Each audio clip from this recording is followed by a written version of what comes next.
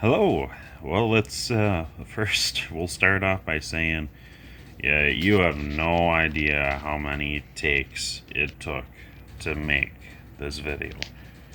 I had done a few before, and after doing each, I was entirely unsatisfied with well, not exactly my video. I was dissatisfied with the progress of the information I had, or in which way they were laid out. But what are we talking about here? This is a Google Drive folder, and it's a shared one. Anyone who has access to the link will have access to this folder to view. No one will be able to edit anything. But if you see something worth adding or changing, or God forbids, removing, you're welcome to contact me directly. I'll actually go through and I update these pretty regularly. You can see my last update was a little, actually, right about a month ago on a bunch of these. Some of them have actually been fairly recent. See, that one's only from a few days ago, surprisingly. So, what exactly is in here? What's the point of this video? Well, a shared Google Drive folder here, and this is the name of the folder. You'll have a link for it in the description of this video, and you'll have links for it elsewhere throughout the internet.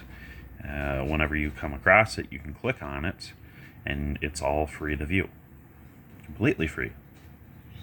And it's very handy. So what it is, it's called 1981 to 1990 Escort and EXP resources. So just as the name suggests, this is going to be a shared folder that covers a wide variety of documents, information, and various other literatures, photos, comparisons, charts, tables, things of that manner, in regards to 1981-1990 escorts and EXPs. Yes, this also includes Lynxes and LN7s. The problem is if you make the title a million miles long, it becomes incomprehensible. So what exactly are the contents? Well, inside this folder, there are a few other folders. And that needs to be mentioned first. And then we have a couple of spreadsheets, again, in the main folder. So they're kind of at the top of the list. And then I have a list of parts that I have available for sale here in Wisconsin. And then I do have a couple odds and ends that I'm still sorting through, making things like wire routing, coolant routing. And I kind of just leave them out here in the main tab until I have them developed enough that I can actually go and categorize them. As you can see, these are my folders, and they each have their relevant subjects inside of them. So this one says relevant Ford studies. Next one says catalogs, brochures. Next one says service manuals. And then the last one is probably one of the most important ones as far as the average consumer goes. Most of the people visiting this folder are going to be most interested in this subfolder, this 1981-1990 Escort EXP visual comparisons. So we'll show you all of these in a couple minutes, but this one is very important for someone who's trying to work on their car, find parts, or gather parts cars, things of that nature. But probably the most popular folder within the entire shared collection is going to be this EXP and Escort everything. And it's called that. I know it sounds vague, but that's because it has everything in it. So we'll get to that one last, okay? But there's everything in there. So we'll start up top with this subfolder just because it's opened up. There we go. So this is one that I've slowly been assembling, and I say slow because it's rare that I come across literature like this. Both of these are Ford's in-house studies of the respective topic. So these are both PDFs, and you're free to view them. Like I said earlier, everything I'm showing you is completely free to do. But you're also free to download these PDFs and use them any way you see fit. Well, within legal regards to Ford, because they own licensings to these. But being I'm not profiting off of them, I'm not selling them, I'm not making any kind of commission on these things. I'm free to share them as I see fit, so long as I don't use them in a defamatory light or other instances that I won't be doing. I'm not a bad person. But what it says right here, Ford SPI development. That's a really cool PDF manual. If you pop that open, it's an entire document, kind of like an essay thing. It's a full-fledged report of the SPI systems, split port induction of Ford's EFI cars. So this would include, I think, the Windstar 4.3, if I'm right. I believe that's a V6 with secondaries. It also includes a little bit of the Taurus SHO stuff. That too had secondaries. It includes the Ford 2.0 CVH, because that had secondaries. And then a few other engines from that era. We're talking late 1990s. So there's a lot of cool things in there. And for anyone who's tuning engines, doing things like port work,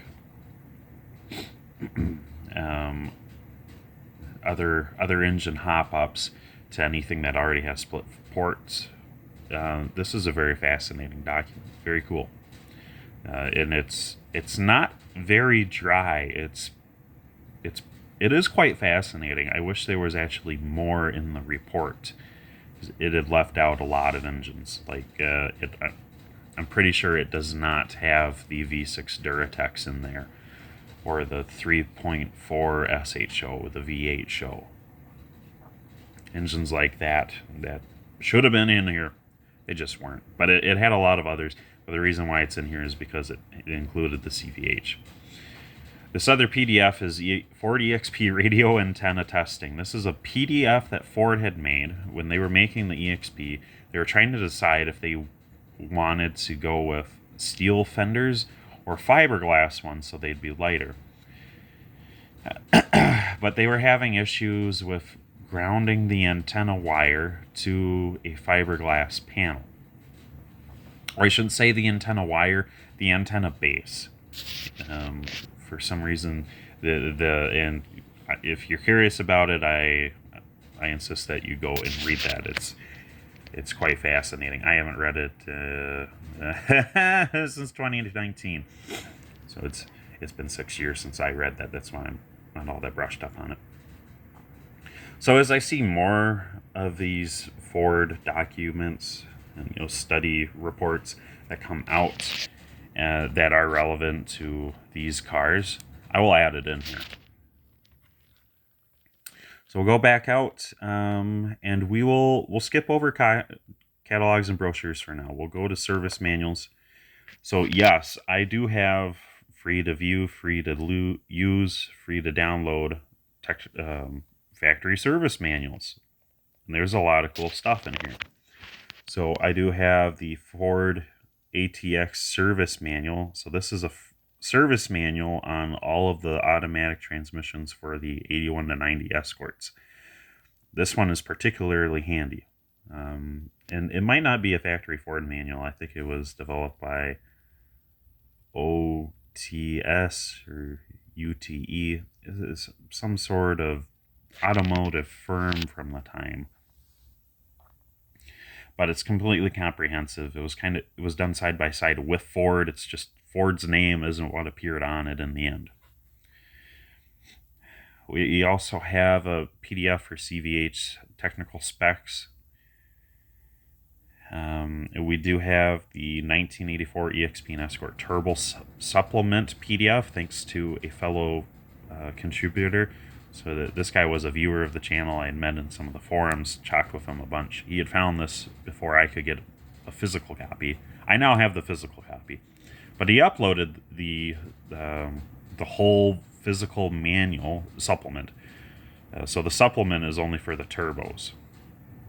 It's because there was a 1984 manual for EXPs and Escorts. But if you wanted the turbo information, you had to get that the supplement, and it's like a 50-page thing, something like that. And he had scanned almost all of it and uploaded it to me through PDF, and that's why you can see that my name is not under the ownership for it because it is not mine. It has been shared to me, and I'm passing along. He wanted to make sure that could get to people in need because he took the time to scan it to PDF. But this turbo supplement one, it covers all the turbo specific body work and some of the turbo specific electronics, but mostly the turbo specific mechanicals. There's a lot of mechanical differences under the hood between the turbos and the knots. That's why the supplement is so important. Other ones we have, this rebuilding and tuning CVH engine. This, we'll click on it. We won't open the folder, but we'll click on it. This is the Haynes manual that was produced in the late 90s. It is, as it says, the title was Rebuilding and Tuning the Ford CVH. It's a very popular book over in the UK, and it's all about rebuilding your CVH to stock spec or higher and tuning your stock engine or higher. It's extremely fascinating. It's got a lot of torque specs to it, clearance specifications, capacity lists, and then of course everything you need to properly rebuild it as far as technique and procedure wise goes, but then also a plethora of tuning information between port work, switching out pistons for higher compression, choosing valves, anything like that. Very fascinating stuff. So that's in its own subfolder underneath the service manuals. And I have it under service manuals because there's a lot of service information in that. The final one is this Escort methanol fuel resources. So I have a few in here. These are both Ford literature pieces. One is Factory Methanol CVH Training Book. So this is a book all on how to work on the CVHs that were in Escorts that were equipped to run on methanol. The other one here is a Ford book on how to convert a CVH to methanol. Equally fascinating. I don't know how practical they're going to be. Changing an existing Escort today to a methanol car is highly impractical, mostly because the parts you're not going to find. But if you have, for some reason, an Escort that is already the methanol version, these two are going to be imperative for you.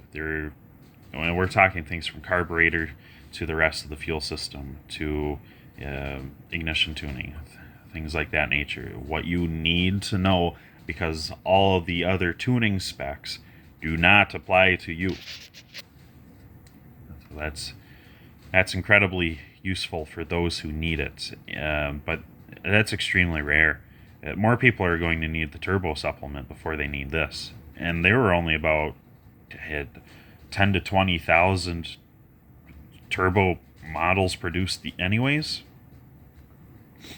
But that covers all the service manuals. As I do find more, I do add them. Some of these are fairly recent, as you can see. A lot of them only about 4 years ago, or a little less.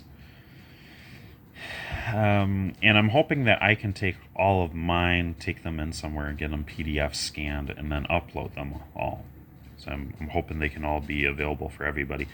And I'm slowly doing that with the electrical wiring diagrams. But they're big. They're so big, you need a really big scanner for those. Because each page is something like 20 by 30. They're just big. They're monsters. So I'm slowly looking into that, but I have wiring diagrams for almost every year, and I have service manuals for almost every single year. So that was that. Next one we'll get into, we'll do this visual comparisons tab, folder I should say, and there in here too is a lot of information.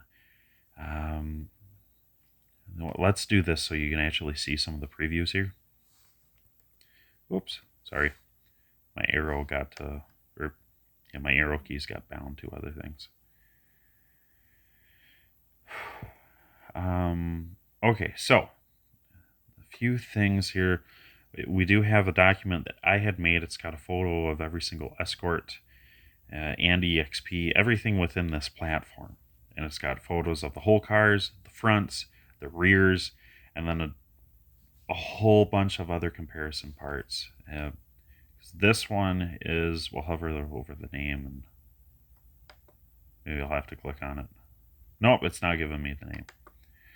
But it's a Ford EXP LN7 and links and Escort visual comparison sheet document. And it's a comprehensive visual comparison. It compares you all the front ends by year and model and trim. I take that back. I'm slowly working on the trim thing because the trim names kind of came and went over the years. They got a lot of overlap, so we're kind of getting away from the trim thing. Aside from the GTs, anything that stands out, I've noted in here, and anything that's exactly the same, I've gone in here and notated as well. But it's not just the body as a whole. It does get into things like body parts, front quarter panels, glass, etc. Well, we have things like the entire document on the 1983 Ford Flare ASC concept car. We have a few other comparisons. We have transmission gearing tables. So these are comparisons of every single transmission that were in these cars, and then how their gearing reflects that. We have a more in-depth quarter panel comparison. Oops, sorry. We have a list of Ford CVH cutaways. We have a nice collection of Ford EXP and Escort airbox setups. There was a lot. Not all high outputs have dual snorkels. And then I have another one full of stock jettings of stock carbs for CVHs. Those are freaking all over the place. CVH valve spring comparison. And then I didn't remember seeing it in here. I'll have to add it. But I do have a document with every single camshaft ever made for CVHs in here, and it compares all their technical data specs. So I don't see that in here. I'll have to add it. I even have one for all of the Escort platform sway bars. This one I think is for like sound system. Covers all the speaker sizes, things like that. So there's, window parts reference. That one's crazy important.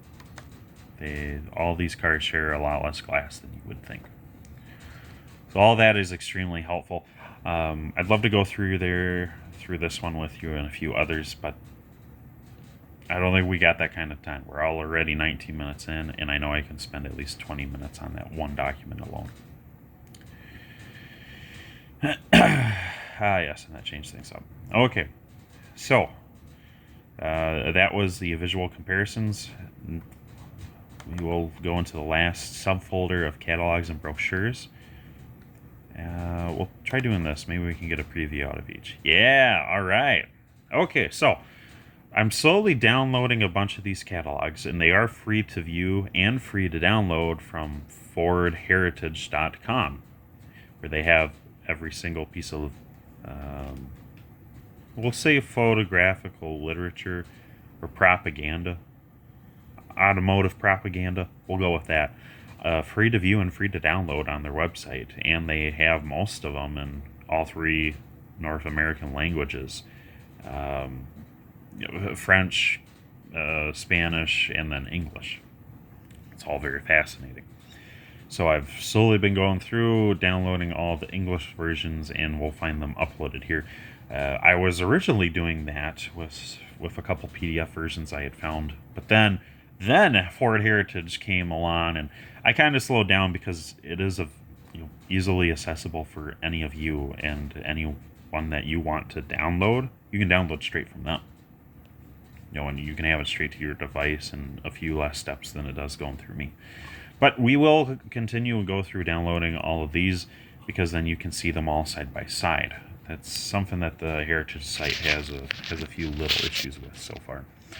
Next document, we have an MVMA vehicle specifications form for 1983 Escort. This is the official document on an 83 Escort. Talks about everything from cargo space to fuel tank capacity, to official horsepower ratings, to official quarter miles, official gross vehicle weight rating. Anything and everything you could find out about the Escort on a technical level, that's in here. It's very fascinating.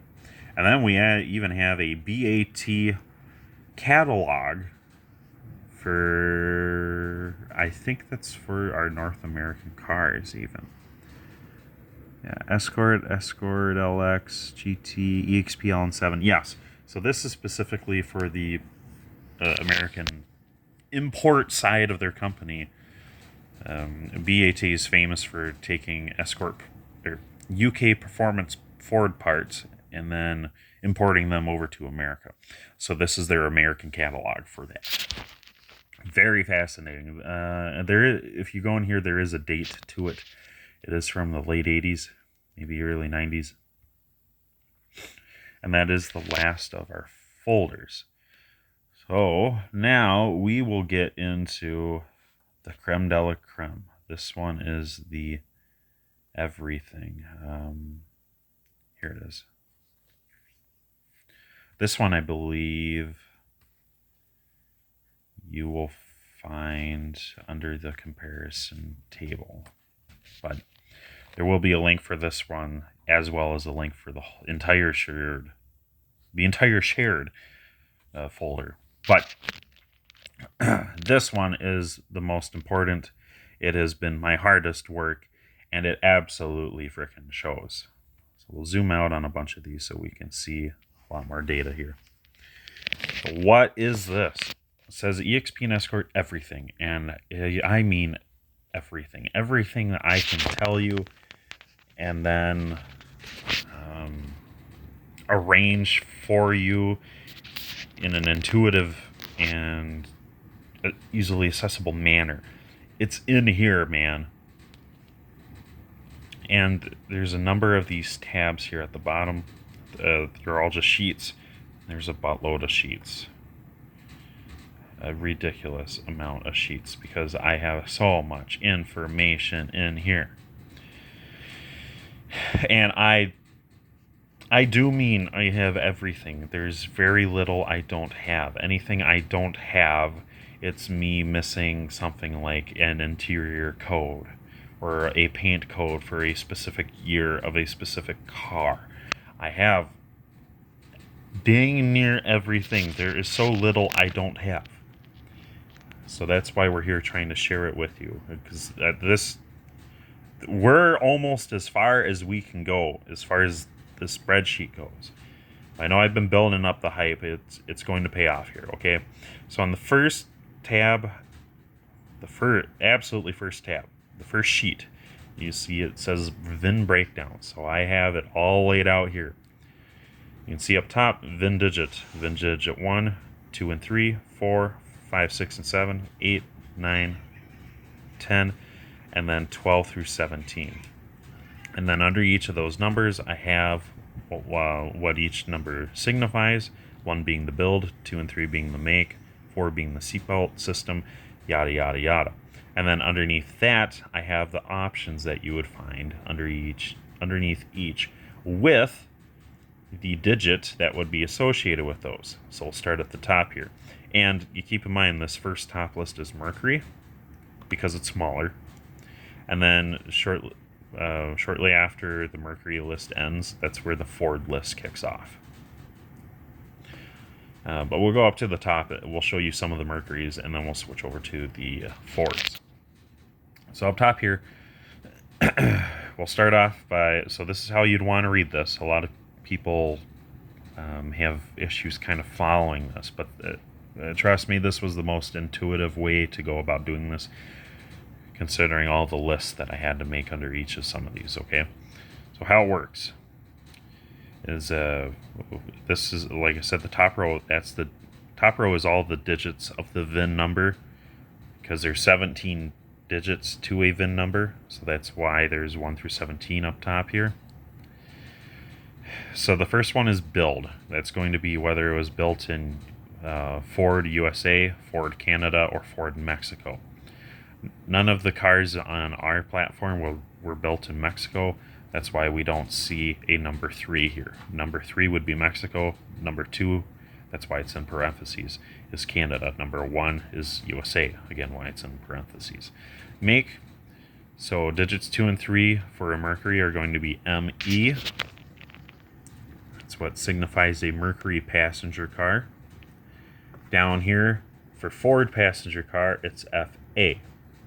If you had a Ford pickup truck, the 2-digit code is different.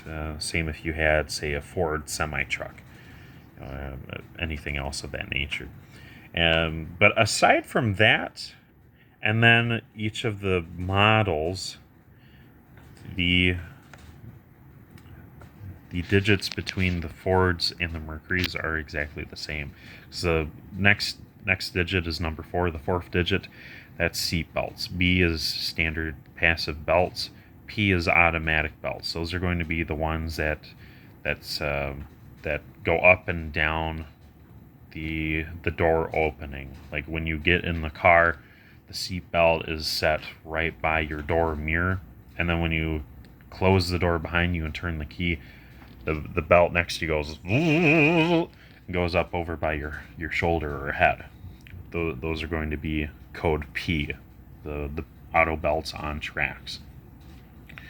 Next VIN digits are 5 through 7. So the 5th through 7 VIN digits will indicate not only the body, but the trim as well, depending on the year. This is where it gets kind of stinky for the EXP and LN7 owners in the first 2 years, because in the first couple of years, Ford was not designating a difference in trim between these guys, just year. Excuse me, and body style, I should say, too. We'll see that better with the EXP group, but you can see for 1983 LN7s, they didn't have a different code for each of the trim levels. And then in 82, Ford didn't really even have trim levels at all for the EXP and LN7s. It was just a matter of which numeric package did you get. This would be like a 301A, 304A, 302. Those are equipment packages. You order up that package, and now you have that handful of options inside your standard base level car. And then I did color coordinate all of these, and I put what the color coordination key is next to them, so that helps. The LN7s I left blank as white because there's only the 2. So I left those right up top because they do stand out from the others, so they should stand out from the others. And then right over here, I put orange entries are 81 to 82 models. So all these orange ones are 81 to 82 models. So you can see P63 is the VIN code for 3-door Lynx in that year range. P64 is a Lynx 5-door, but only for 82. P65 Lynx Wagon, that's the code for 81 to 82. And then we get down here to the blue section. It says blue entries are 83 to 85. So P54, that can be a Lynx 3-door base car from 84 to 85, or a Lynx 3-door L car from 83 to 85. And there is a little bit of overlap between these two, between some of these, and that's why I have them arranged as I do. And the whole reason why they're color coded with a year range next to them is because if you know for sure that you're looking at a 1987, well, then you know not to look at this. That's going to be 81 to 82, 83 to 85. Nope, we have an 87, so it's not those. 85 and a half to 86. Nope, it's not those. So we'll keep scrolling down. Oh, hey, there we go. Blue or green, new category. Yeah, green entries are 1987. Bingo, that's what I need. Because mine, I think, is a GS. And let's see, mine is a M20. Nope, just an L. And that's how you go about doing that. And it's the same thing with the Escort, but the Escort one is a lot thicker because they went on for more years. 8th digit of every VIN number is the engine. And the codes are as follow. 2 gets you the base CVH, 4 gets you the high output CVH, 5 gets you the 1.6 EFI CVH. That's very rare. Number 8 gets you a 1.6 turbo CVH. Pretty rare, but not as rare as the EFI. 9 gets you a 1.9 CVH, and these came in 2 formats, but they never changed the VIN digit for it. So if you have an 85.5 or an 86, VIN digit 9 means you will have a 1.9 carbureted. But if you have an 87 to 90 Escort or Lynx with the VIN digit 9 in the 8th position, what you have is a 1.9 CFI engine. So either way, that's the base level engine for 85.5 through 90. If you have a J code engine, that's going to be the 1.9 EFI high output CVH. That's the creme de la creme. That's the GT engine. VIN digit 9, that's going to be the VIN check digit. So what happens is after you've added up all 17 numbers or letters, it all adds up to a specific number. It could add up to 86 as a value. So then what you do is you just take that second digit of that number. So when I said 86, you take the 6 out. The 6 is your VIN's check digit. That's how you confirm that you're looking at a real car, not just one that was generated by hand. The 10th digit is the model year. So VIN number mandate started in 1981. So Ford, I think it actually implemented the 17-digit VIN in 1980, but that's not relevant to the cars we're looking at today. Ours only went from 81 to 90, but the Lynxes had stopped in 88. There was no Lynx in 89 or 90. So all of your VIN digits here, B for 81, C for 82, D for 83, yada yada yada. And I think L was 1990, because in VIN digits, how it works is we never count 0. Or zeros don't appear in the VIN because they can be interpreted as or misread for a O. There's no O's because they could be misread for zeros. There's no I's because they can be misread for ones. That's how it works. And if for some reason you do see an O, it's going to be a 0. We might actually have a couple codes for that. I think in the Escort category, we do. We have a P01. So keep in mind that's going to be a 0, not an O, not a letter O. If you type in the letter O into any kind of online thing, you're going to come back blank. Your O's have to be zeros. 11 digit are the plants. So I listed all the plants that these cars were produced in. Some of them are extremely rare. The cars that come out of San Jose, there weren't very many. I'll show you later. The plant was only open until from 81 to 83, so you won't see very many cars out of that Code R plant. Code T plant, that's in Edison, New Jersey. You'll typically only see cars made from 88 to 90 in there. And then Oakville, Canada. Those cars are extremely rare. but I've ran across like 4 or 5 Escorts that were made there. Maybe even Lynxes. I don't quite remember. The last 6 digits, so the 12 through the 17 digits, those are your car's serial number. And that's what we use in the registry section of this document, spreadsheet. So we'll go down to the bottom. We'll just show you the Escort stuff real quick. Because like I said, it's kind of all the same, except when you get to the body and trim codes. And here we go. You can see eventually the EXP trims were designated differently. So P17 and P18, that's how you can tell apart a luxury coupe and a sport coupe EXP for 87. For 88, all EXPs are luxury coupes. So if you have an 88, it's going to be a P17. But if you have an 88 and a half EXP, that's even more rare. Yours will say right on it P88. And there's a number of Escorts like that too. As we come through down here, a lot of the VIN numbers will specify the half years in the body section. And again down here. And that's fascinating because the half years will still be under this, the model year. So if you have an 85 and a half, you're going to have in the 10th digit an F to signify 85. But down here, you're going to have one of these codes, body codes, that's specific to 85 and a half or 86. So if you're curious, if you have an 85 and a half instead of an 86, that's what you do. You just go in here. If you see an 85, but you know it's this moved over car with a 1.9, you can go back down over here to confirm. If you have a P31, yeah, you got a 3-door L from 85 and a half to 86. And same story with the 88 and a half category.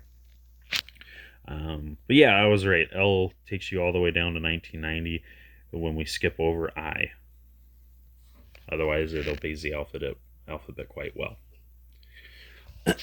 So, that is that first sheet. Yes, that was a lot of information, and that was only the first freaking sheet. Body tag decoder. So I had made this too. We'll zoom out a lot on this one. So each one of these kind of like grids or cards, you can say, is representative of a buck tag that you would find on said car. And I do have them organized because they do vary. This top one is for a 1981 car built in Wayne, Michigan. Because each of these tags, they're produced in a different manner depending on the factory, and then some of them will even differ by year. You can see that I have a Canadian 1982 in here. I have a Wayne 1983 that does not match up with my Wayne 1981. So I've put down what exactly you'll find in each of these empty spaces on the card. Any spaces that are left blank, there's no information stamped on that card.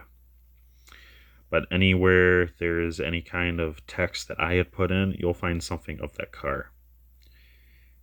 Some of them, I don't know what they translate into, so I leave question marks. And some of them, I can say definitively what they are, like in the top corner of this one. It's the last 6 of the VIN. And that shows up in a few other of these cards. Some of the other ones are like body shapes. This could be something like 54D, I think is the code for the wagons. You'd see that there. You would see something for the moonroof in a lot of these. MO is what you would see. So instead of seeing moonroof, it would say MO. That would be your moonroof option. Where the speed control says here, that code would always only ever be SC, but we know that always means speed control in here, so there it is. And then mirror count, you would see like M1 or M2, primary exterior color, just your normal color code, things of that nature. And then, like I said, anything that's not like set in... I had written down the exact words, what's set in stone on each of these cards. some of them are codes. Over here we have a 23M, and if I've been able to decipher it, it's over here. And even some of these, like interval wipers, like, so what it means is on this card that if you have interval wipers or not, that information is going to be in this spot on your card regardless.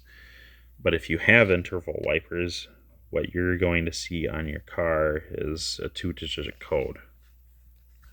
It might just be IW, and you'll find it right in that spot. But looking at this, you'll know that if your thing is filled, that's the option you have.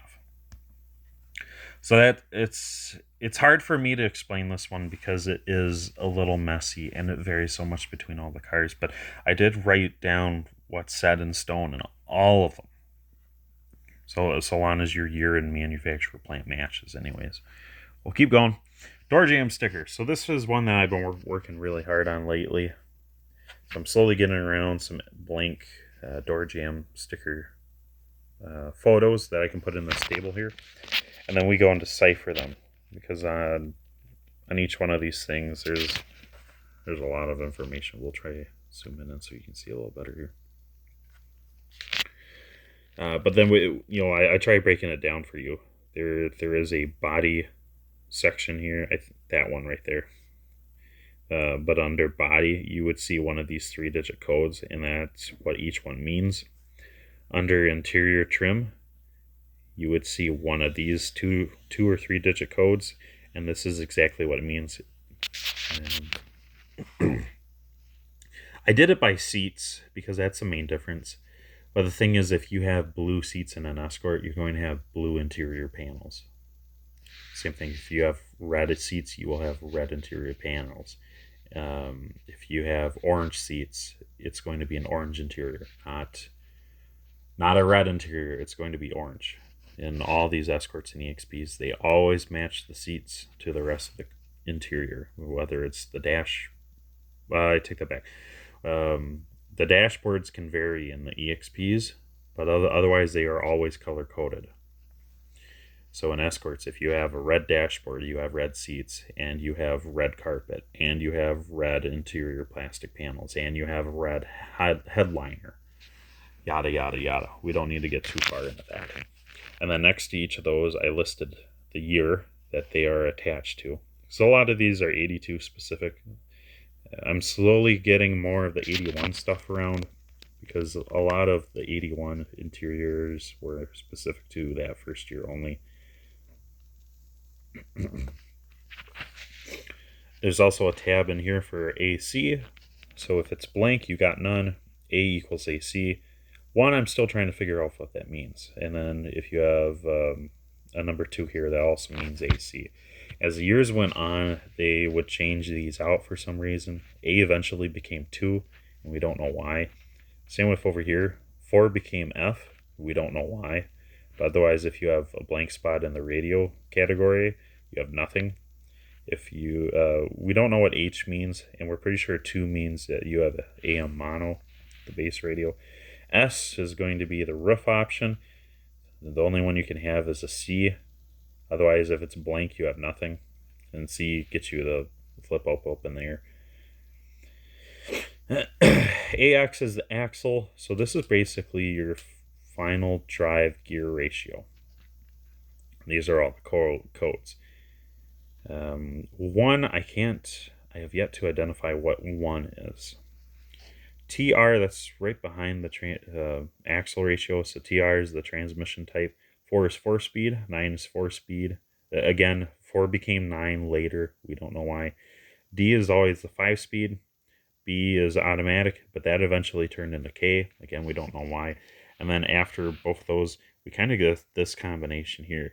And I'm trying to figure out what these 5 digits that follow the transmission, trying to figure out what these 5 digits that follow the axle type mean in coordination to the transmission.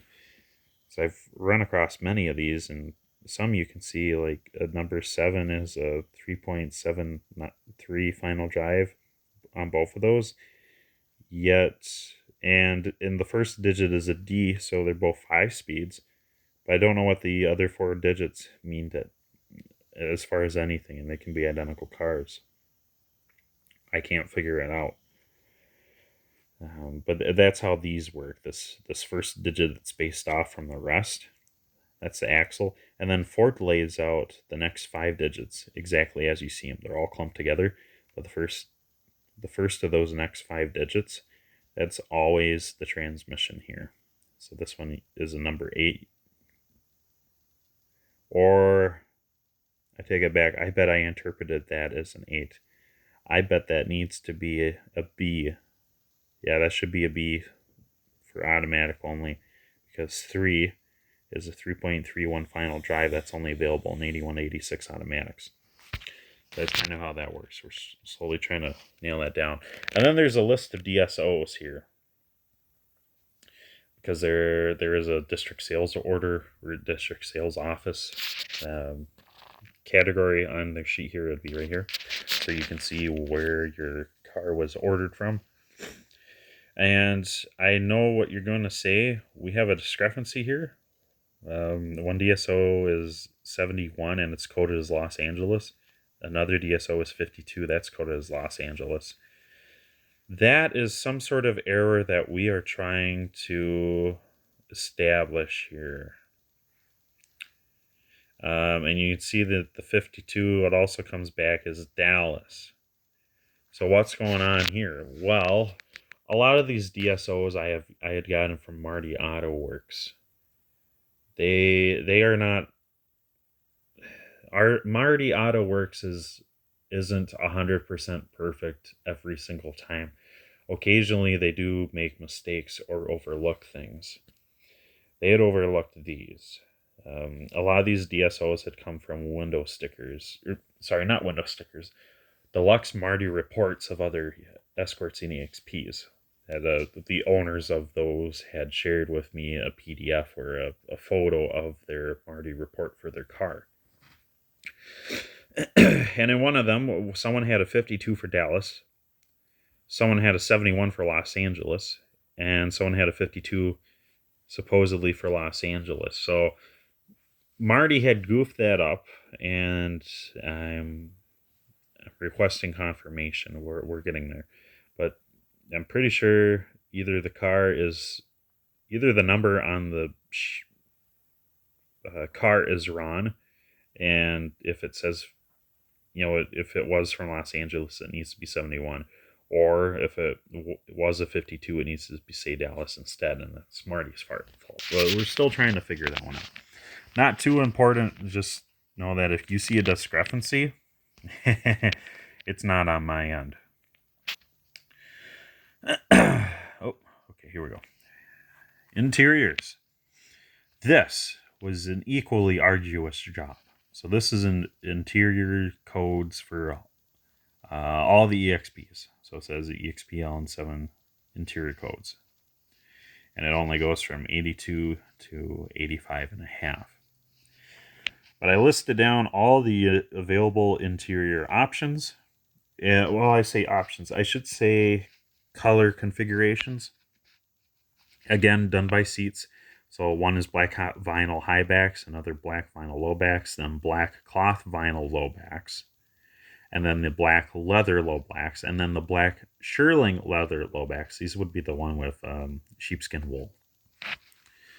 And then next to those, I have the correct codes for each of these correct options. And then I, instead of having check marks in all the boxes of the cars that would have these, I do it color coordinated.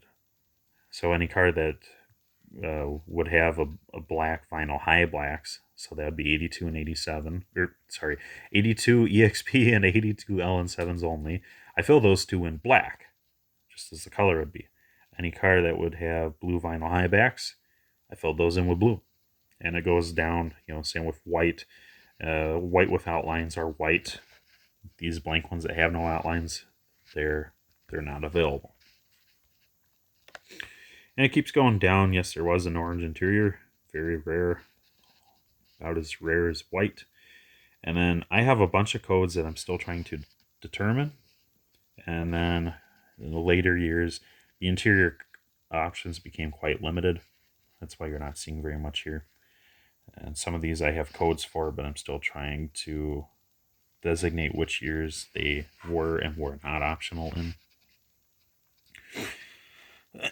So that kind of sets the stage for the EXP tabs. The next few, oh, here we go. Sorry, these two. Everything down here is ordered in a way that's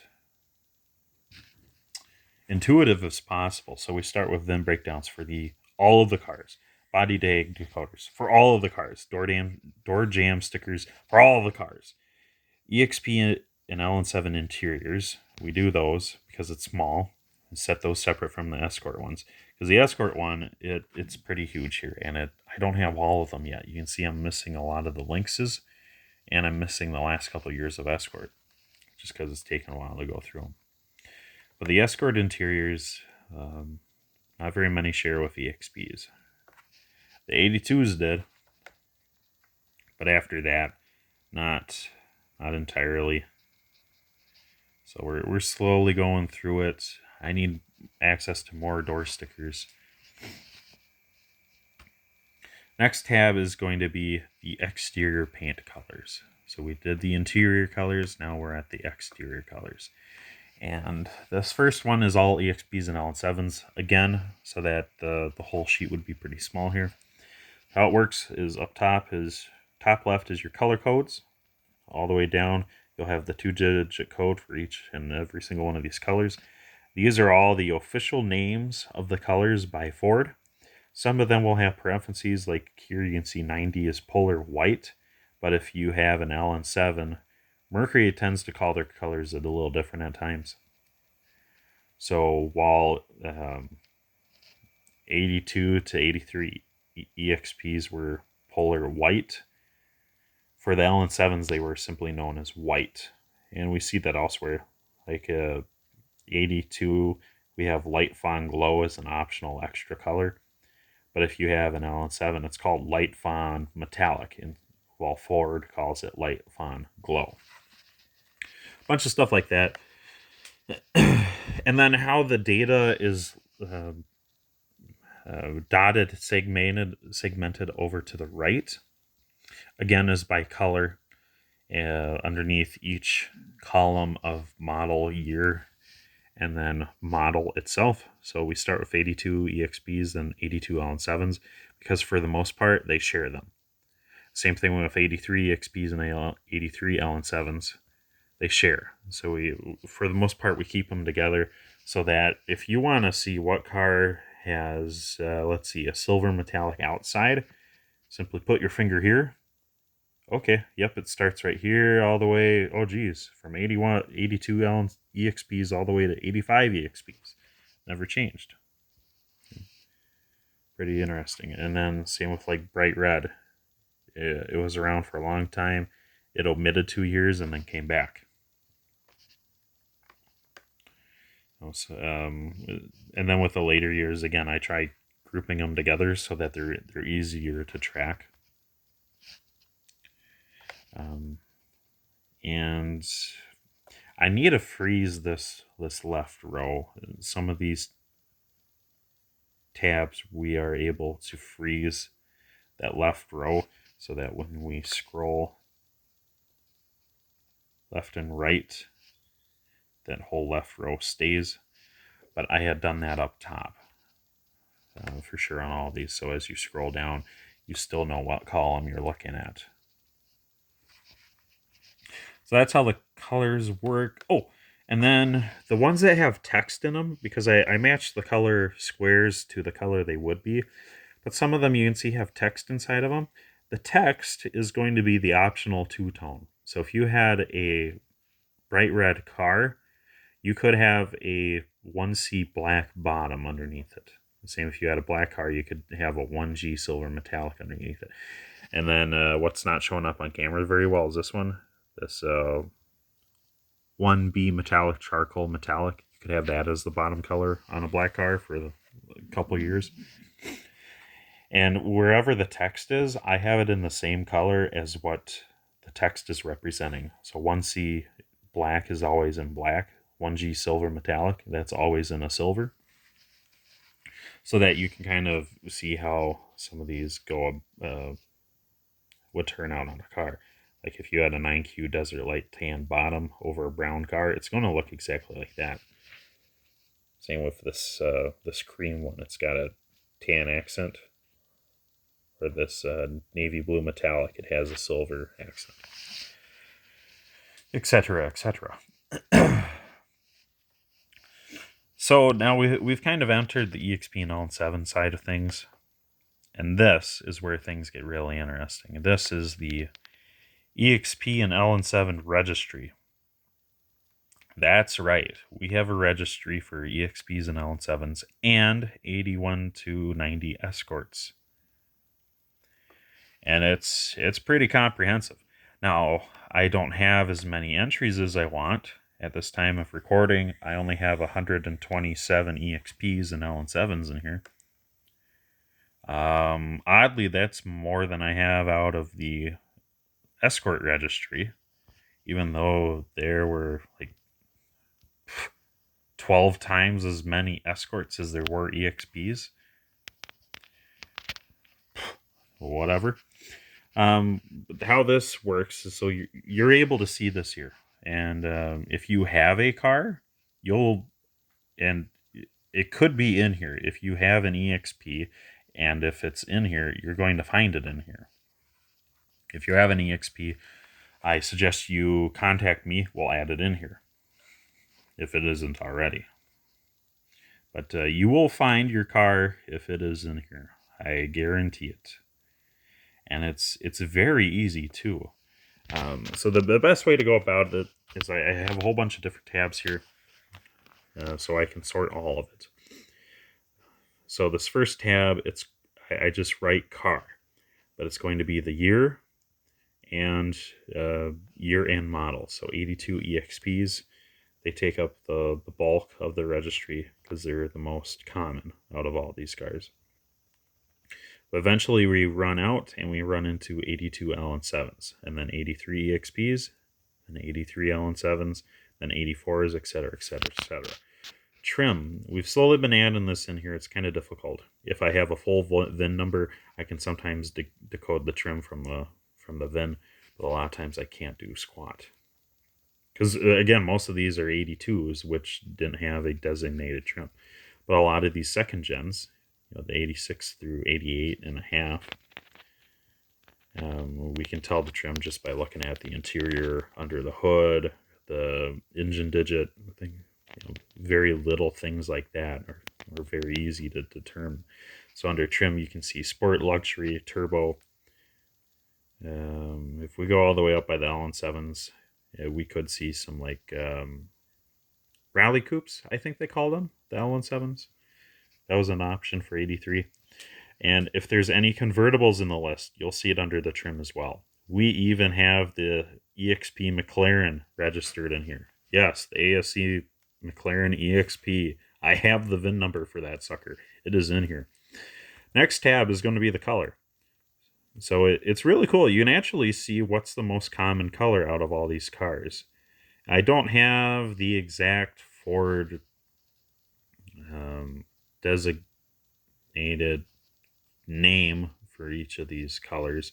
I just have it kind of descriptive. I mean, black is black, silver is silver, and red is kind of subjective depending on these photos. But if it's like a very bright red or a dark blue, I put that down. Bright bittersweet, that is orange. For 1983, that is orange. But some of these are repaints, like, actually, 82 orange metallic, that's a factory color. But some of these have been repainted, so I don't know what they originally were. So I just put what their repaint is so that they can be a little bit easily identified. Next column is going to be the build. This is the factory that came out of. Again, with 82s, 8 reigning supreme. St. Thomas is the most common. There's a couple of San Jose's. We'd mentioned that earlier. Some of these, I don't know what factory they were out of. So I just put Canadian or America because I might only have access to the first half of the VIN number. If I'm missing the rest of the VIN number, I can only use my best guess. Yep, many from Wayne, many from Edison, and then we have a couple from Oakland somewhere in here. I take that back. I bet the Oakland ones are only in my Escort and Links tab. And then next is the last 6 of VIN. This is what we need to register your car with. So these are the last 6 numbers of your VIN number. This is the number of your car. If you have one of these is very low. This top one here, 101212. This is EXP number 1212. And then a lot of these are getting awfully close to sequential. Let's see here. Mine and somebody else's is very close. Here, look at this. One of mine is EXP number 19,190. We have a buddy with a yellow 82 EXP who lives just an hour and a half away, and his is only 8 numbers away from ours. Ours likely sat on the same dealer lot together, and we had never seen or met each other until a couple years ago. But that's what's so cool about all of this. I mean, specifically the registry, we're able to see, hey, how close are some of these cars, and which ones are we missing? And what's the most common one? Because you can only get so much out of a Marty report, and you'd have to do a lot. We'll get into the production stats in a little bit here. There's so much to know. And if you simply track a few things like, okay, the year and model, color, factory, and then the last 6 of the VIN, you can get a lot. But if you can go a little further and you can get the date off of the door jamb, or the build sticker, what's stamped on the bumper, or if you can get a confirmed date from, say, Carfax or Marty Report, whoever, we can actually really narrow down when each of these cars were made, who their sisters and brothers are, and then where they are now. It's all very easy. The only part that's hard is we need to have a lot of cars. It took me forever to get 120 whatever cars. I was able to get the first 20 pretty quick from my close-knit group of EXP owners. The best of the best, I like to say. But getting the next 100 after that was very difficult. I had to do a lot of digging around on the internet, finding the cars in salvage yards, finding cars on auction sites, finding miscellaneous for sale ads. So when I see them up, scrolling through and looking for door sticker numbers, it was insane. All of that just so we can kind of narrow this down, fill some gaps. But in the end, there were 250,000 EXPs produced, including LN7s. And so far, we have only about half of 1%. Yeah, we got a long way to go. So if you have any of these cars, whether it's an EXP or Escort or LN7, go ahead and write me.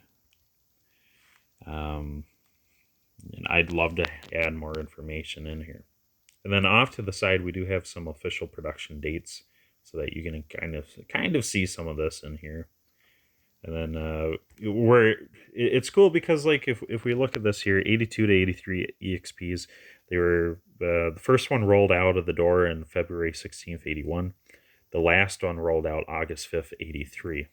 And then we have a few other things, like when the 1.6 high output came out. That came out in March 82. The 1.6 EFI came out September of 82.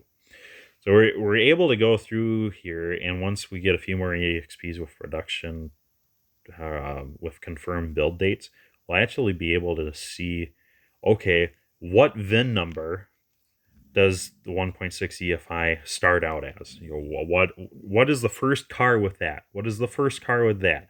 When was the last 83 built? When was the last San Jose EXP built? How many EXPs were built in San Jose?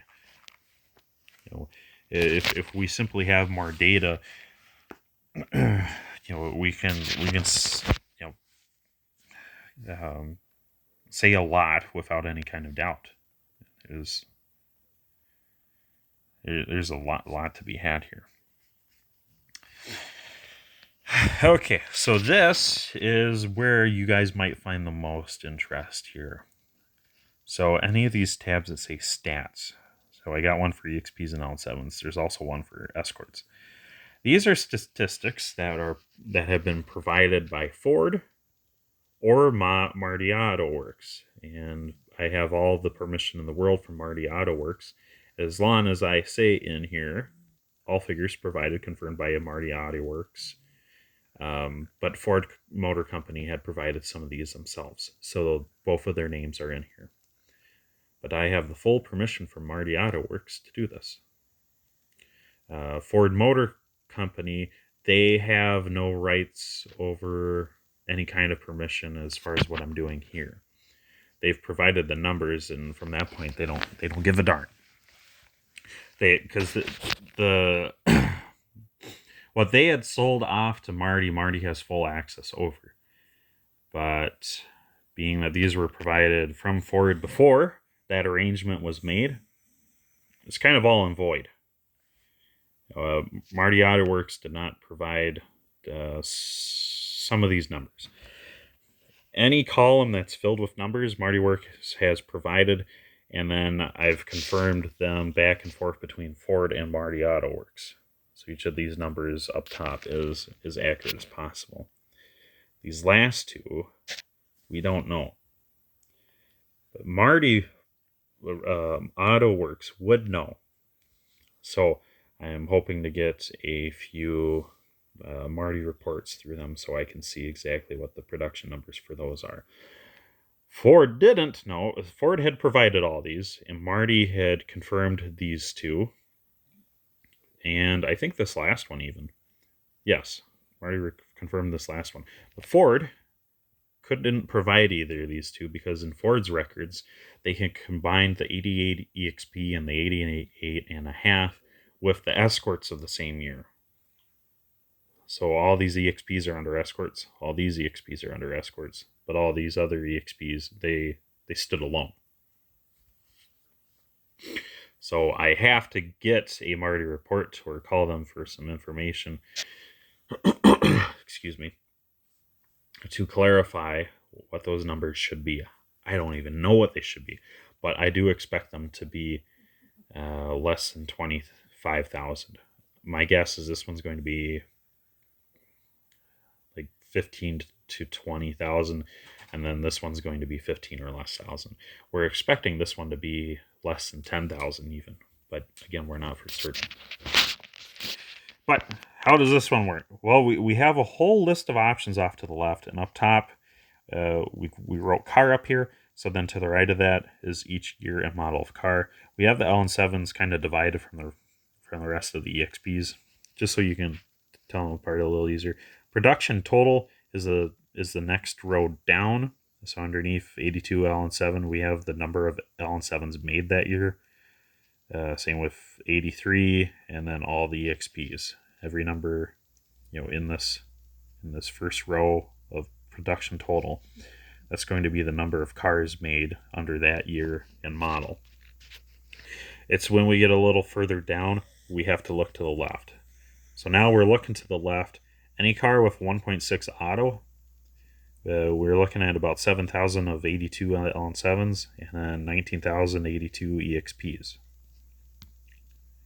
Now the cars with 1.6 high output autos, only a 1,300 for L7s and 82. We're still waiting on 83 figures, yada, yada, yada.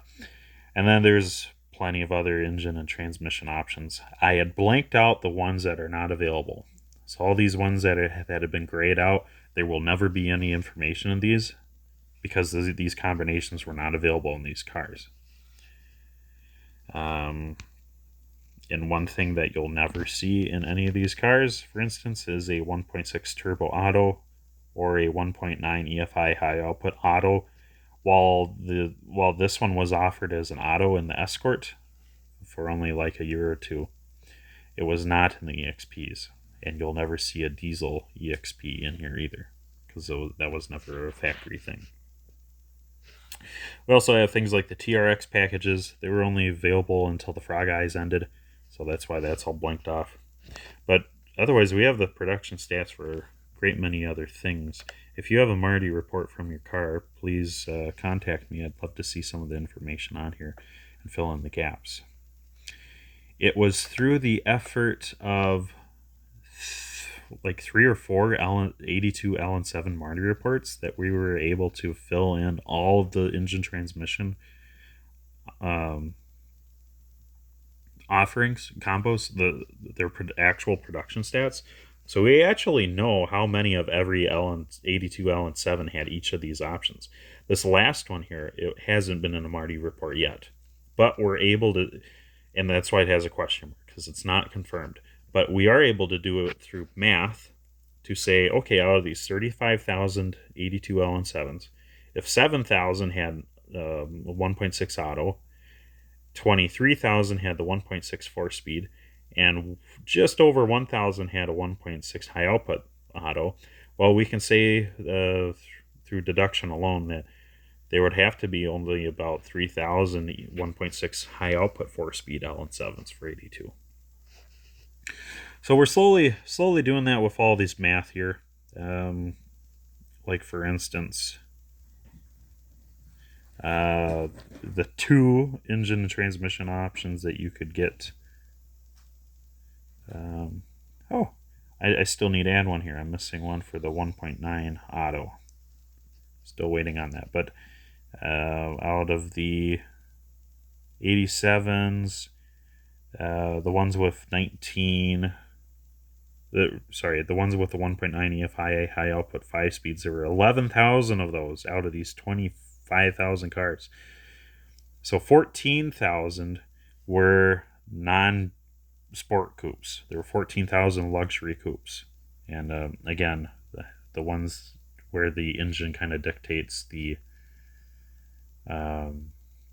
trim level, we've put that here.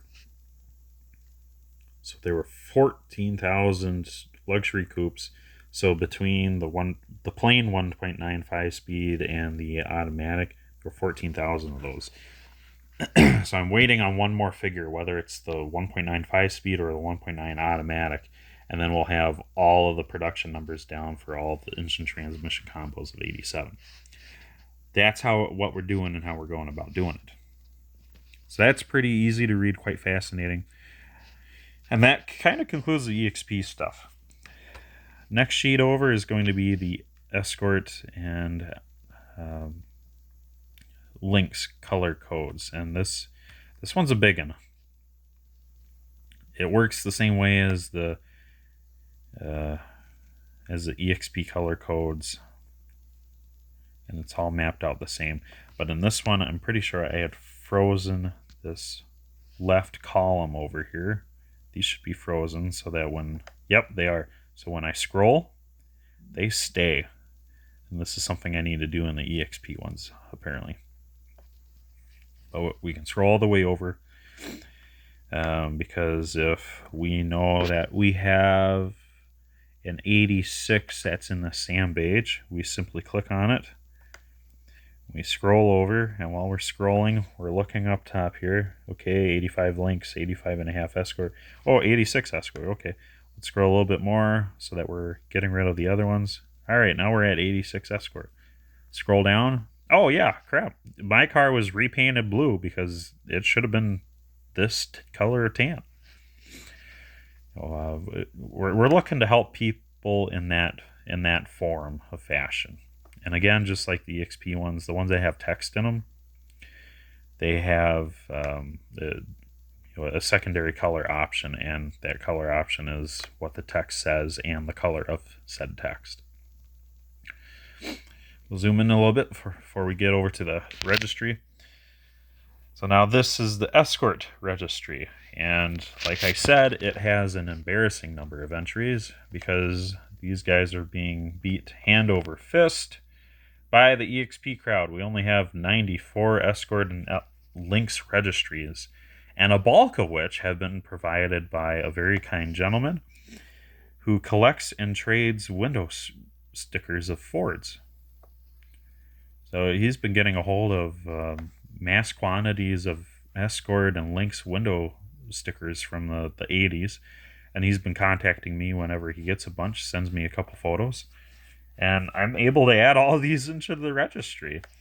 And sadly, we don't know what the status is of a bunch of them. That's why underneath the owner category, they have no names attached to them. Do not existe. At least not yet. But that's the other cool thing. Some of these will resurface.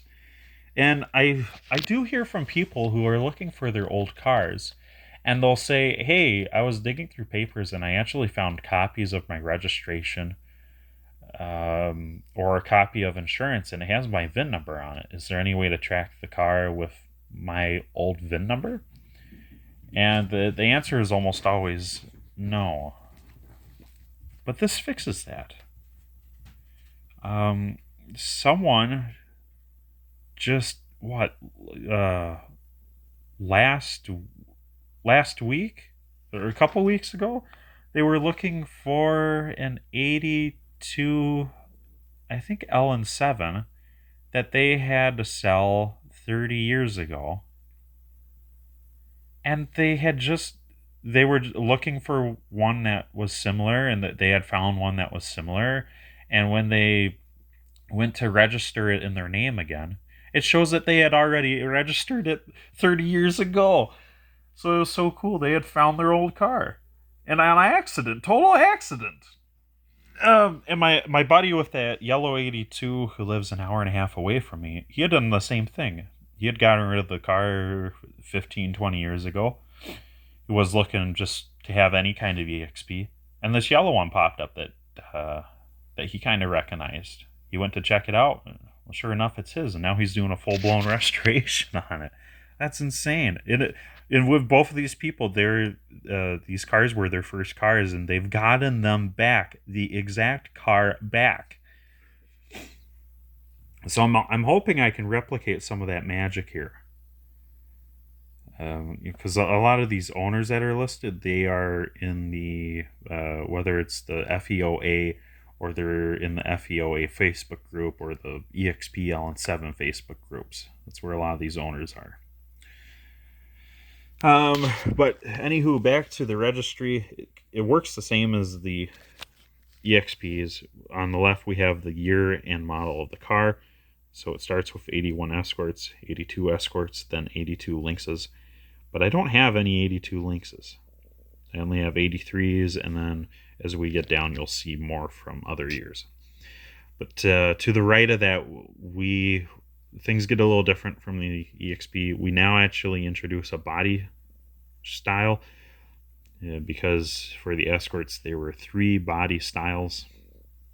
In 81, there were only 2 doors and the wagons, but in 82, they introduced the 5-door. So to signify the 5-door, we have sedan, 2 doors coupe, and then the 5-door wagon is just wagon. So keep that in mind. The 3-door coupe, 5-door wagon, 5-door sedan. Okay, not too complicated, but when you see sedan, coupe, and wagon, keep in mind it's those 3 body styles, nothing else. To the right of that, we now have trim as well, because every single Escort has some sort of trim level, while the EXPs really didn't. So a lot of them are Ls, GLs. We have a few SSs in our ranks. That is very, very cool, because they're so extremely rare. You see both of them are actually pretty close in production numbers. About 35,000-ish units apart, and they were only in 81. And you can see we only have 8 81 cars. 2 of them are SSs. What does that say?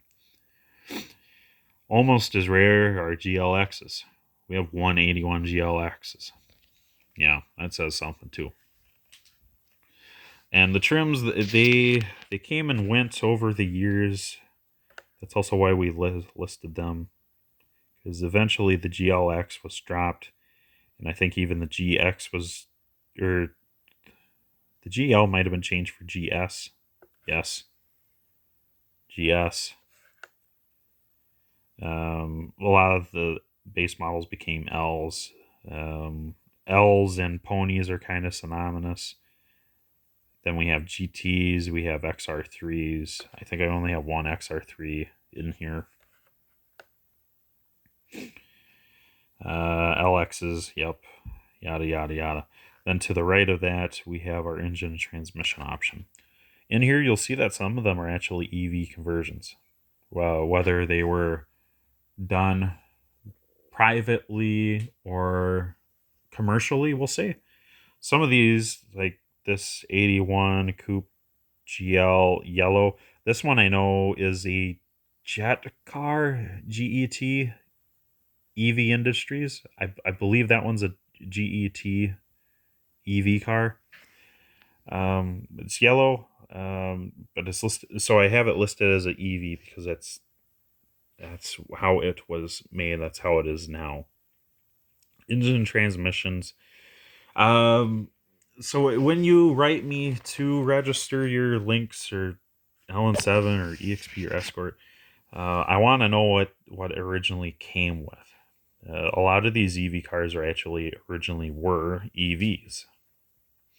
And for the most part, the EVs are always going to be manual transmission cars anyways. They're all either going to be 4 or 5 speed cars because you can't exactly hook up an EV to an automatic. Anywho, so we'll see that we have 1.6 high output autos. If we go down the list, we start seeing diesels, which are always paired with 5 speeds. Some of them I don't know what the exact transmission is. Some of them I can see a photo of inside the car, and I can see, oh yeah, I saw under the hood it's a gas 1.6, and in the car it's a manual, but I don't know what transmission it has. Because while EXPs were only 5 speeds once those came out, the Escorts you could still get either way. It makes things rather difficult. And again, if I know it's been repainted, I try to put that down. Like right now, this EV here is red, but it was white. So if someone had a white 85.5 Escort sedan that was an EV, and the original owner had painted it red, and they go looking for the car, they'd say, oh yeah, I'm looking for an 85.5 Escort. I think it was a GL, but it's an EV, which is rare. And it should be red on the outside, but I know it's mine because it's red on the inside of the jams. That's how you can tell that apart for other people looking to replace or find their old existing cars. Yeah, and again, we do have the colors. We have the build dates. Or sorry, not build dates. We have the build location. A lot of these are Wayne and Edison. But like I said, we should have a couple from Oakville in here. We do. We have almost sister cars. Almost identical. And then we have the door date, what you see on the door sticker, the bumper date. I think I only got a couple of those. The bumper date you'd probably only see on an 86 or up car, I bet. Yeah. I forget. On the EXPs, there's a bumper cover. So over the metal bumper is a body fascia. On the Escorts, it's not the case. For the first many years, it was just a raw bumper out front. It was decorative. But for 85.5 to 90, that bumper became what the EXP was like. It's just metal support, and that would have the build date stamped on it somewhere. So you'd only see a bumper date on those later cars. Carfax date, that's going to be all-inclusive. That's going to be basically a confirmed date. But once in a while, we see one where it doesn't match up with the actual confirmation. But we get a lot of these confirmed dates from Lake Marty Auto reports, and owners are listed. Cluster dates, if you ever pop your gauge cluster out, you should see some sort of date on these cars. And then again, off to the right, we do have some production info on the side here. First ever Escort produced October 3rd, 1980. Sadly, I don't know what the other dates were for like the last ever Escort or each of the other editions, trim options that came and went, etc. So now we have the stats tab of the Escorts and links. This is huge. I mean, not in a conceptual sort of way, but in a size way. It's just huge. So there's a lot of options amongst all the Escorts, and there's so many years. Not to mention, I also have to include all the body styles. 3 doors, 4 doors, and wagons. They're all different, and then I have to include all the Lynxes at some point. So I'd start doing that with one.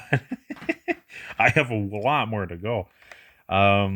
So as far as Escorts and Lynxes go, I'm starving for Marty reports equally as I am for EXPs, because I love and cherish EXPs. I want to know everything about them because they're so rare and eclectic.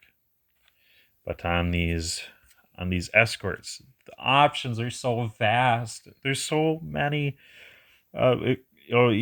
Geez, the quantity alone is insane. Look at this. For 1982, actually no. For 1983, all body styles of Escorts tallied up to 315,000. And then underneath that, we have a few subcategories. We have 3 doors, 151,000 of those. 4 doors, so that's the sedan. 84,000 of those. And then the wagon, we have 79,000 of those. Good golly. And then because of each of that, we have to have a subcategory for each of those. So when you get a Marty report, most of your figures are going to be under the wagon, the 4-door, or the 3-door. There might be a breakdown for the total year, but for the most part, it's going to be one of these individual columns. And it's just a mess. A total mess. But it's fun filling all of this out. I love watching this fill up with numbers, because a lot of Escort guys will come and say, "Oh, cool! I've actually never seen an Escort with vented windows, the smoker windows. How many came out like that?" If I could get more reports, I could tell you. Look at this. I know how many 83 3 doors had the fuel saver option. Oh, crap. And then it gets even more tricky. So then underneath each of these 3 is going to be a trim. Oh, it just gets harder. It gets harder and harder and harder, and the table gets bigger and bigger and bigger, bigger. Oh my god, it's like trying to consolidate one person from the whole rest of the universe. Like if you were to pop open Google Earth and you're looking at the globe and it's just kind of like floating there, whole planet Earth is just floating around, and you're like, okay, well, I want to separate each of the continents. Okay, we can do that. We'll separate all the continents. Okay. Now, within each of these continents, we want to separate the countries. Okay, that's harder. But we'll do that. Yeah. Let's do that. Okay, now within each of these countries, let's separate the states or provinces. Okay, this is getting pretty hard. Let's do that, I guess. All right, now within each of those states and provinces, maybe we can, go one step further and separate all the county lines and districts within each of these provinces or states. And like, okay, you're really pushing the envelope now. All right, so now that we've been able to go down to the county level, let's separate each town, each little town. Oh, good grief. And now we're looking at something that could take many days to figure out. But then we not only do that, we separate every single house or apartment. every single address in that each town and township. Like, oh, good God. Okay, now every single person. It just gets insane. That's what this mess is here. It's just insane. But it's really cool because if you're needing any of this information, it's all here. And all you have to do is find what you're looking for, click that, remember that tab, click this tab, remember that tab. Simply scroll down until they match. It's very easy to find the stuff, or at least once I've presented it. But it's very hard for me to enter the data. Very hard. And I still got to figure out what I want to do with these trim levels here, because every year had a different trim designation. Remember, the GLXs were changed out for LX, and GS got changed out for GS. It's just so much. And then we get in here, and then we run into a few discrepancies. We run into a few math issues. Discrepancies. For the most part, they're from Marty AutoWorks, but that's because they are going through Google Earth and looking at every single human being, and they're doing the math on a zillion little things. And when they add it all up, it doesn't quite add up to one of the big things. That's so when I see a discrepancy, I try listing both so that you can see it all. And then I keep an asterisk next to it so that you're notified that those are not solid numbers, but they should be rather accurate. And then we come off to the side here. Yeah, discretional figures. And it's not me being inflammatory to them. They do a lot of hard work, and what they're doing is nearly impossible. So I don't demand complete perfection. There's going to be a few flaws. And when you ask them about things, they will actually go and fix flaws. They do their due diligence. If you see some sort of discrepancy on your Marty report, Windows sheet, whatever, and if you're just calm and kind and say, hey, I was looking this over and there might be a flaw, they will take the time to at least look. And as long as you're decent with them and your concerns are valid, they will honor your request, and for the most part they will fix it and send you a corrected report, corrected window sheet, whatever.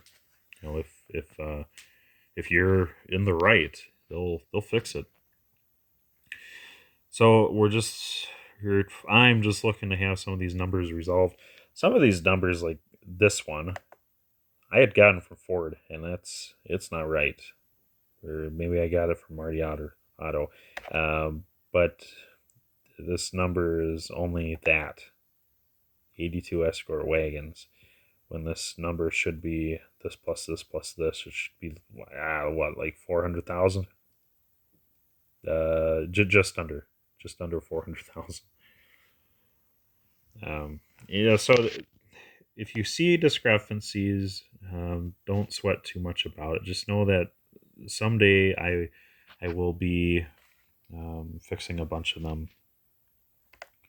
I already have been fixing a number of them through math, confirmation, reaching out to people, double checking countless Marty Auto reports and other reports before they had their Ford contract. It's insane. It's overwhelming for the average person. So for the most part, I kind of only do these in small spurts. But luckily, it kind of meshes up with how infrequently I receive Marty reports or window stickers from these cars. I hardly see any of these at all. So when I do, we're talking like 2 or 3 times a year. I can actually go in here and update a lot of stats. I can even add ones that I didn't even know existed.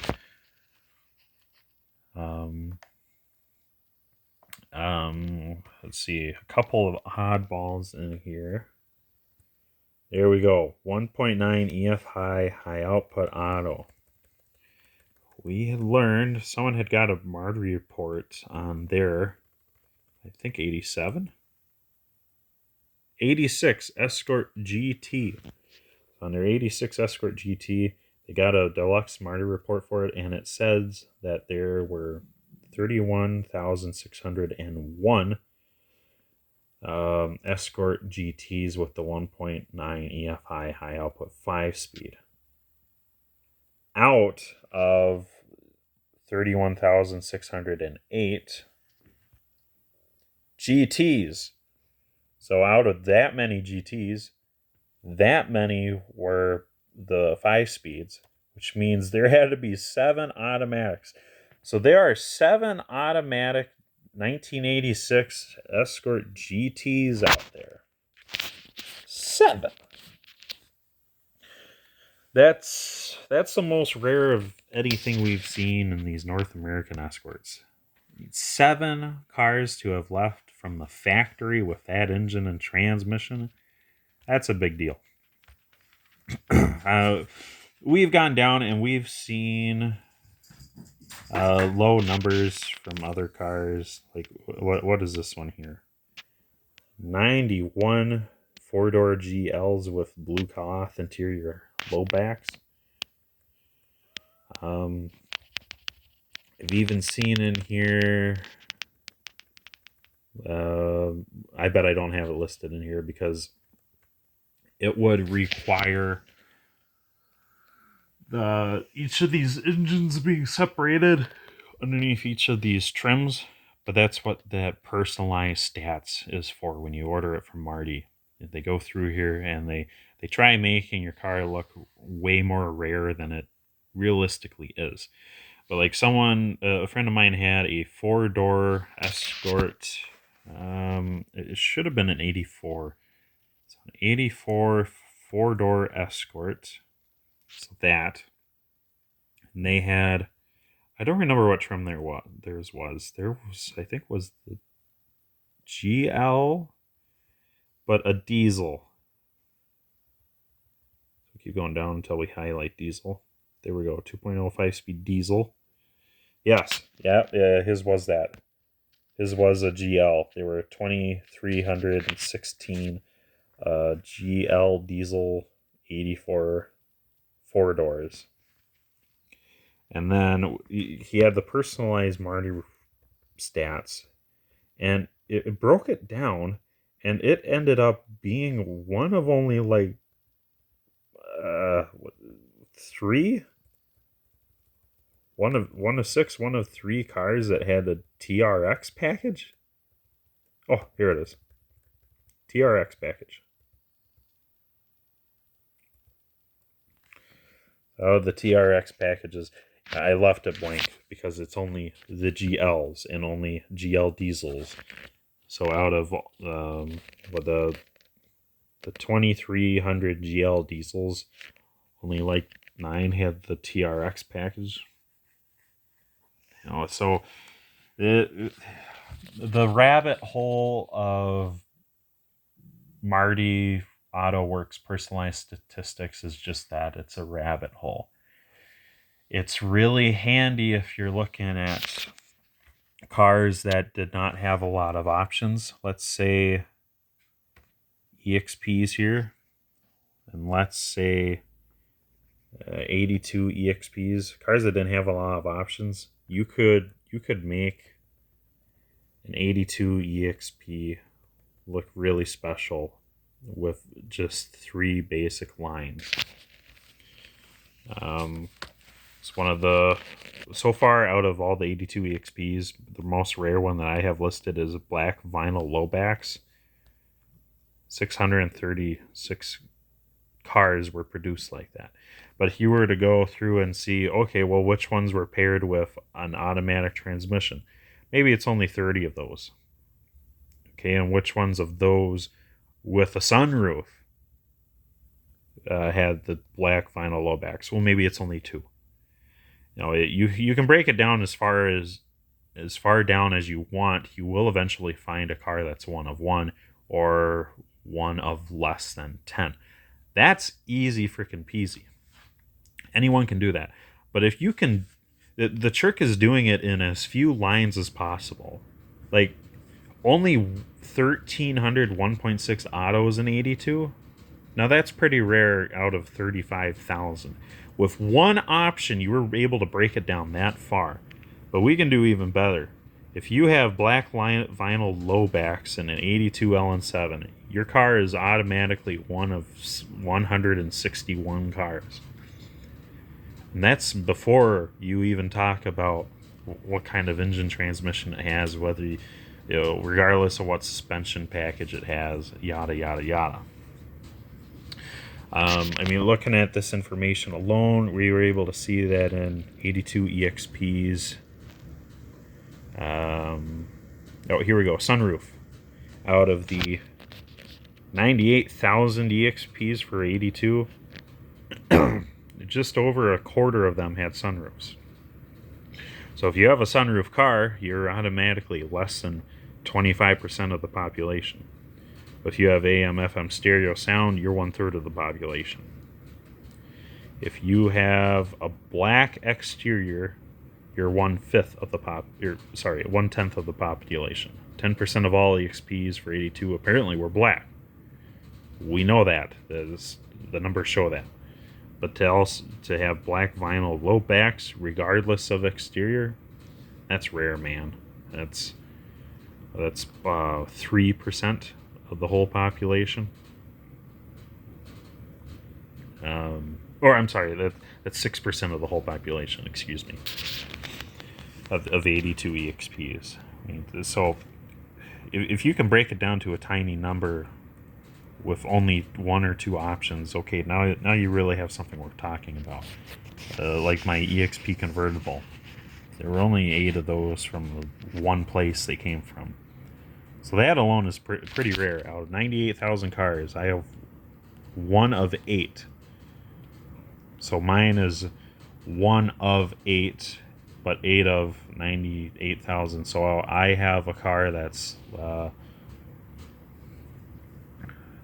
crap, what would that be? So mine is less than 0.01% of the 82 EXP population. But then we think about, okay, mine's 1 of 8. So I was going off of that 8. That the 8 convertibles from the one conversion place. That is the 0.001%. But then I consider that Ford had set aside about 50 cars to be turned into convertibles. So it's a little less special than that. So that times, 5.2. So we're looking at 0.052% of the population is like mine. It's awfully rare. But you can take that and inflate it any way you want. You can add it to the total numbers of EXPs made, which were like 250,000. So now suddenly those 50 cars are absolutely nothing in the grand scheme of a quarter of a million.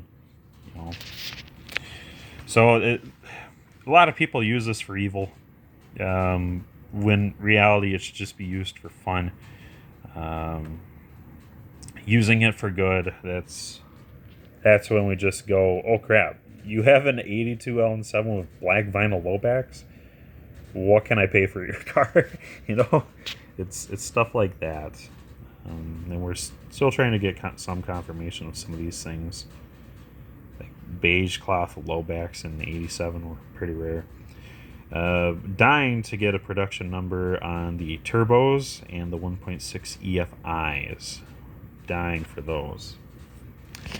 But anywho, yes, I just wanted to share you the entire, so this, as of right now, the entire shared folder for all the first gen Escort and EXP stuff. Because I find it incredibly fascinating. And there's people that aren't even interested in these cars. They're interested in what I've been doing with all this data. Because I just have it free to the world, and I've been slowly accumulating it, and it took me so much time. a long time to figure out how I wanted to display it, and then how I wanted to reach my audience with it, which would be you guys, my friends, family, fellow car collectors in this realm, anyways. And then acquiring all of this info, which is an ongoing thing. It continues even to this day. Some of this information I had gotten only a couple days ago, a couple weeks ago, whatever. It's kind of my baby. It's like this whole shared thing is the birth certificate of my cars. It's my, it defines them, and at the same time they define this. And, the power of one versus the power of many. It is best demonstrated in this specific spreadsheet. It's something else. And even if it's not that much for you, it's at least informative, it's educational, and it's fun. We got all these paint colors in here. I got decoders, breakdowns. I mean, I could babble about this thing all day. There's so much content to it. And that's why I've been so hesitant to finally do a YouTube video on it. I've been sharing the link for this thing like everywhere, absolutely just everywhere, because I want people on board and sending me their info so I can add it in here so other people can see it. It's not your private info, it's your car's public info. It's their birthday, it's where they were born, it's it's who their relatives are, it's their birthdays, it's their relations. It's not about us, it's about them. And when we realize that, it really makes you think twice about our cars. This is their history. These are their stories. And a lot of times it redefines humanitarian aspects. When people were hunting around for their first cars and they found them, and then they find out how rare and unique they are, and then they learn about their siblings because we have this. That's just incredible. Our lives are told through those cars. It is time that we share their stories through our lives. For the philosophical view, that might be the main takeaway. That's up to you. I have no monetary stake in the game. I have no intellectual stake in the game. I just found what was public, and I combined it, orchestrated it, put on full display for everyone to see. I'd do it again if it was possible, but it's all right here. Anywho, yeah, that's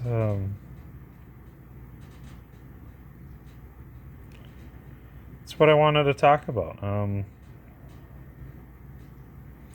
My greatest ever achievement, it was this. So far, it was this. I was able to bring productivity back to something that used to be productive and common staple in our environment. Been able to make human connections. And in an intellectual manner. Not necessarily even a physical one, but just on an intellectual manner. just find it so fascinating. The more and more I think about it, the more enamored I am by it. The things we do to single ourselves out are the same things we do to bring unity. It's quite profound and terribly fascinating. But I think that's about all I wanted to share with you guys. I know this has been a longer video, but it's because I knew there would be a lot of content to this. I had to set aside a lot of time to make sure that this was going to be divulged in the way I wanted. This is my doctorate. This this is my proof that I am who I am, and I love what I love, and I do what I do, and I don't care if I'm the best at what I do. I'm not really empowered by the fact that I'm the only one doing what I do. What makes me unique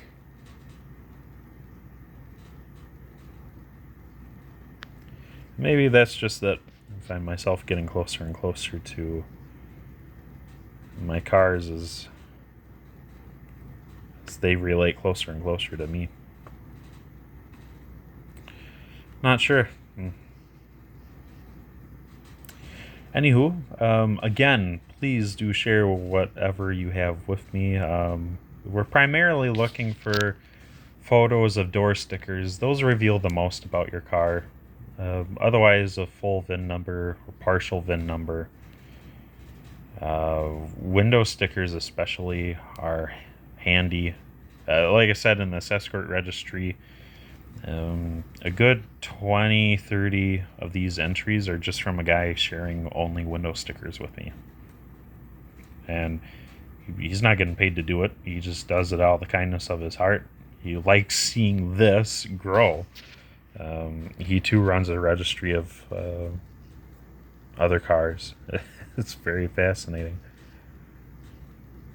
And I'm often commended by people who say, wow, I'm glad someone's doing this for all these Escorts and Lynxes. It's a throwaway society and we're trying to keep them alive. I know that. I've been doing that for years. But the lengths I've had to go to for that to be apparent, that's what sticks with me the most. The lengths I go to.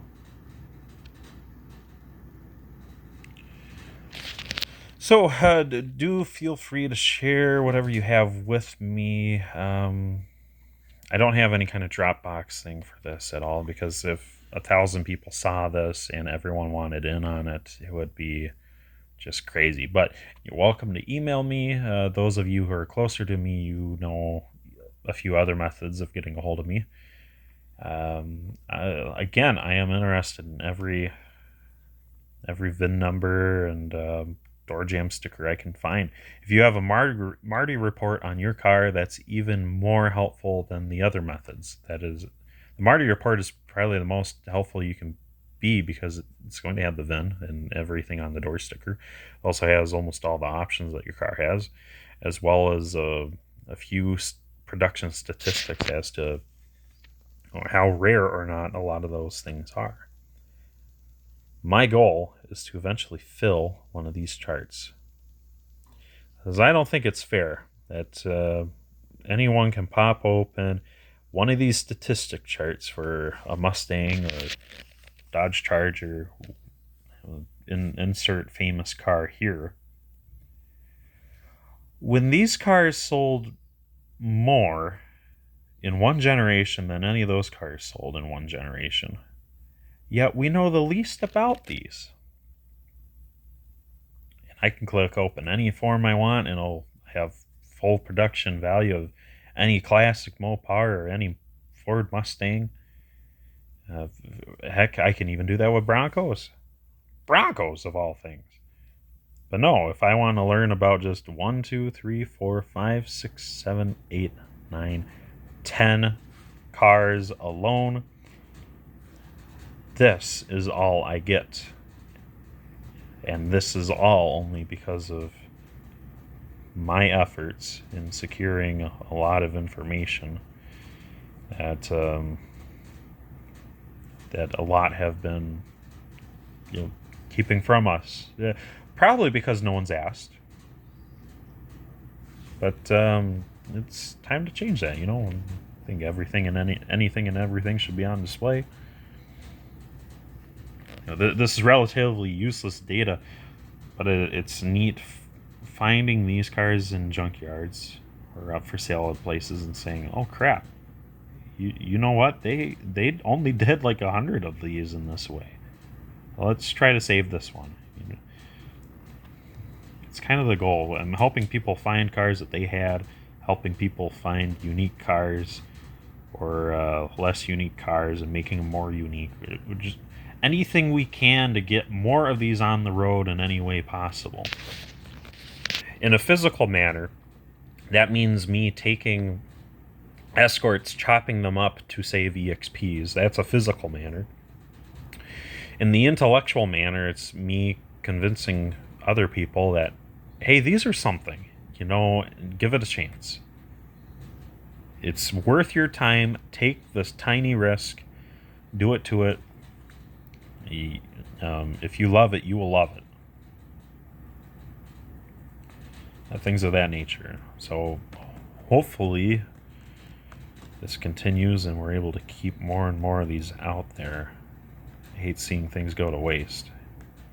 And it's time that these guys had their story told too.